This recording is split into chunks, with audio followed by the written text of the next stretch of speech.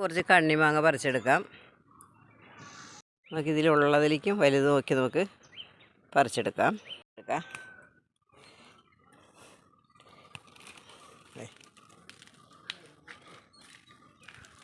ഇട്ട് കൊടുക്കാം.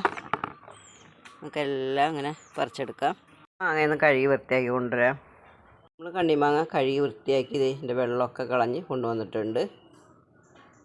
ഇതിനെ ഞെട്ടിയണ്ട, ഇതിനെ ഞെട്ടി ഈ ഒരു ലെവലിൽ നമുക്ക് മുറിച്ച് മാറ്റാം കേട്ടോ. ഇത്രയും ഞെട്ടി നമുക്ക് വേണം കേട്ടോ. ഈ ഒരളവിൽ നമുക്കെല്ലാം മുറിച്ചെടുക്കാം. ഇതിൻ്റെ ചൊന കിട്ടാൻ വേണ്ടിയിട്ടാണ് നമ്മളിങ്ങനെ ചെയ്യുന്നത്.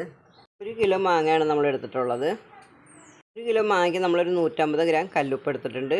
നമ്മളൊരു ചില്ല് ഭരണിയാണ് എടുത്തിട്ടുള്ളത്. അടപ്പുണ്ട്, നല്ല ടൈറ്റായിട്ടുള്ള അടപ്പാണ്. മാങ്ങ ഇട്ട് കൊടുക്കാം. ആദ്യം നമുക്ക് ഉപ്പിടേണ്ട ആവശ്യമില്ല, മാങ്ങ ആദ്യം ഇട്ട് കൊടുക്കാം. ഒരു ലെയർ മാങ്ങ ഇട്ടു. അതേ നമുക്കിനി ഉപ്പിട്ട് കൊടുക്കാം. നമുക്ക് മാങ്ങ ഇട്ട് കൊടുക്കാം. നമുക്ക് ഉപ്പിട്ട് കൊടുക്കാം.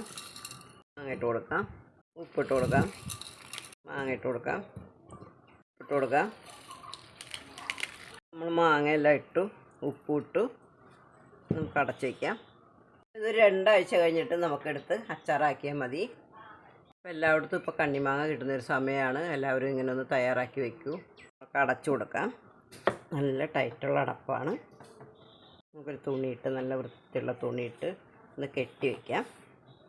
എല്ലാ ദിവസവും എടുത്തൊന്ന് കുലുക്കി വയ്ക്കുക. എല്ലാ മാങ്ങയിലും ഉപ്പ് പിടിക്കാനാണ് നമ്മളങ്ങനെ ചെയ്യുന്നത്. നമുക്ക് 2 ആഴ്ച കഴിഞ്ഞിട്ട് എടുക്കാം. വെളിച്ചമില്ലാത്ത സ്ഥലത്ത് നമ്മൾ ഈ ഭരണി വയ്ക്കുക.